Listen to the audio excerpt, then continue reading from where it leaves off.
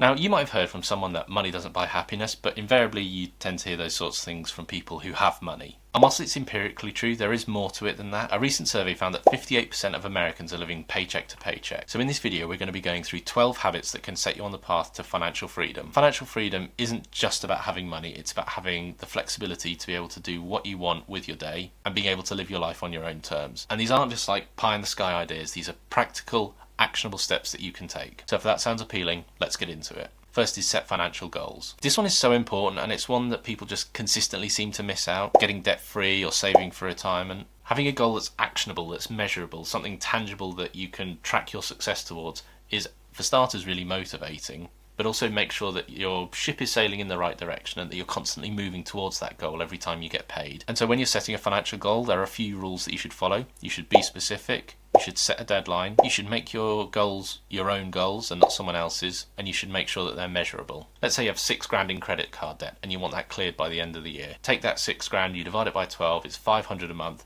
And then boom, there you go.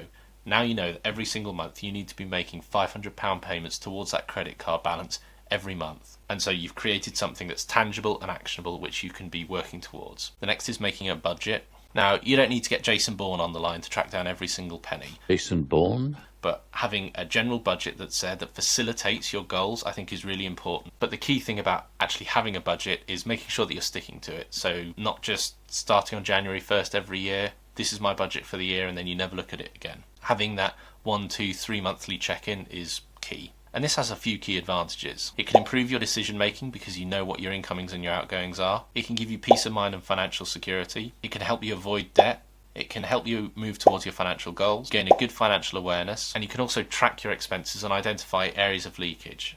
It can be really easy to let the kind of pennies build up, but if you've got a good budget and you're checking in on it on a semi-regular basis, then you should be able to spot those reasonably easily. Plan for big purchases. For me, this is made up of two components. The first is making sure that you are getting the right big purchase. If it's a car, if it's a laptop, if it's a mobile phone, really doing the requisite research to make sure that actually what you're buying is what you need it to do. The second thing is make sure you're funding it correctly. If it's a house, you're not going to be paying cash for it. If you are, you're very lucky. If it's a car, maybe you have a small loan at a reasonable interest rate, or maybe you pay cash for it. If it's a mobile phone, you should probably be paying cash for it. And so once you've got those two married up together and figured out, it can make these big purchases not be a massive drain on your financial resources and potentially get you saddled with debt. Create automatic savings. This for me was kind of a game changer. So I get paid around the 28th of the month, and then on the 1st of the month, almost every single one of my bills comes out on the same day. My mortgage, my council tax, my utility bills, my savings,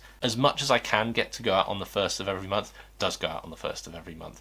And this has just one really key benefit, is I can open up my banking app first thing in the morning and I can just see what I've got left over at the end of every month. And I go, great, phenomenal stuff. And it just makes sticking to a budget so much easier by automating it and not having to go from, oh no, I didn't put my savings in my account, so I need to double up next month. It's just nightmarish stuff, and as everyone knows, I hate life admin, so setting these sorts of things up makes it easier to stick to, but also less life admin. Phenomenal stuff. Start investing. Now when you say investing to people, they think of the Wolf of Wall Street or Gordon Gekko or some other sinister stuff. First of all. But the truth is, investing is such a broad term, it can cover a plethora of potential investing opportunities.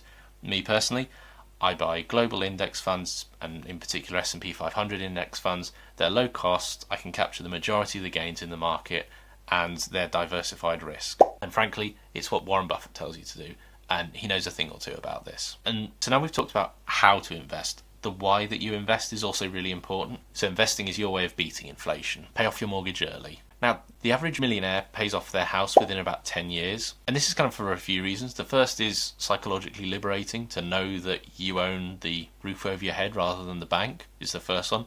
The second one is that they can save potentially thousands or tens of thousands in interest. And that's because by overpaying on your mortgage every single month, you're basically building more equity in your house rather than just keeping the interest at bay. And the third thing is, once they've paid off that house, let's say their mortgage payments were $2,000 a month, that is $2,000 a month that they can now put towards investing. So just to give you an example, a mortgage of say 200 grand with a 5% interest rate, with 25 years left on the term, By overpaying £100 a month, you would save yourself about 26 grand in interest. We talk about compound interest a lot on this channel. Compound interest works for growing your investments, but it also works for reducing your liabilities. Negotiate on goods and services. Now, you don't have to go all Del Boy on me and start negotiating for every single penny. Don't haggle on price. There are some things which, in my view, are totally fair game when it comes to negotiating. Used cars or new cars, when it comes to your car insurance every year. But the key skill is understanding what is open to negotiation. A good example is we had a birthday party for my son. We hired out a venue and I said, oh, since we're going to have 150 people here, can we have some money behind the bar? And we went back and forth and we got there eventually.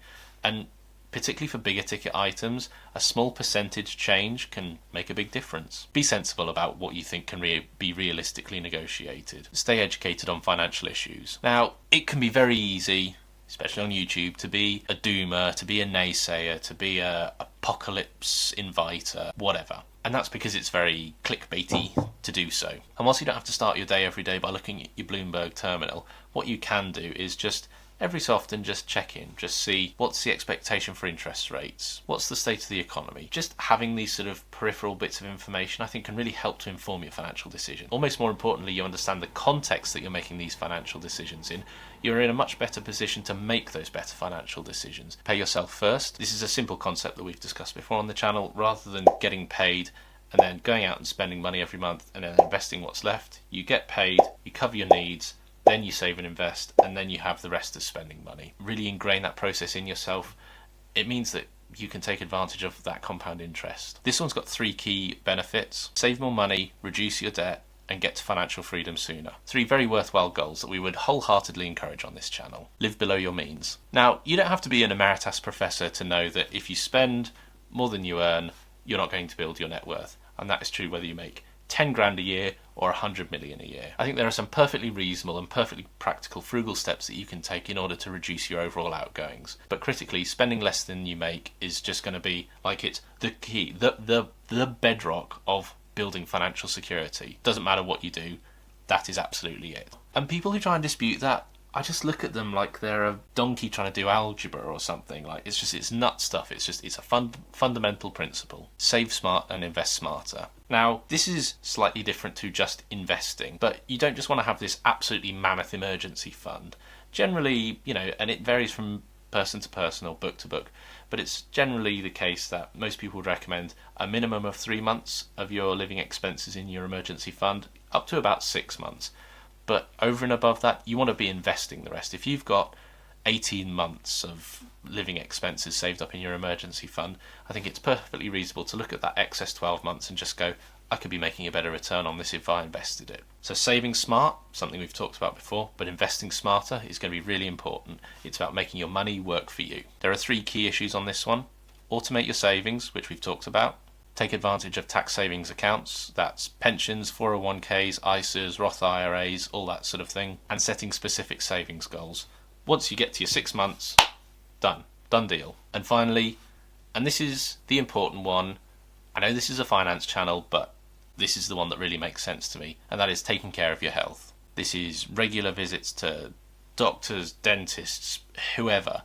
And this has got a few financial benefits. You can potentially, it's much cheaper to brush your teeth every day than it is to have to get a whole new set of gnashes because you've not taken care of them. And one of the things they talk about in that book is really the difference between healthy years and lived years. The idea of it is, the principle is you don't want to get to 60 and for your body to be absolutely decrepit and falling to pieces. So taking care of your body over the longer term is one of the best long-term investments that you can make. Staying active, staying reasonably mobile, focusing on exercise, watching out for your diet, all the usual stuff that I really don't need to tell you about, you should be doing. So what are some of the key takeaways from this video? These steps won't solve every single money woe that you possibly have, but by following some of these steps, you'll at least set yourself onto a path where you're making financial freedom much more likely. Thanks very much for watching. This has been another video from Modern Money Talk, where we talk all things personal finance and personal development related. Comment down below. Do you think there's anything we've missed? Do you think there's anything we agree with or disagree with? And if you enjoyed this video, please like and subscribe. Peace.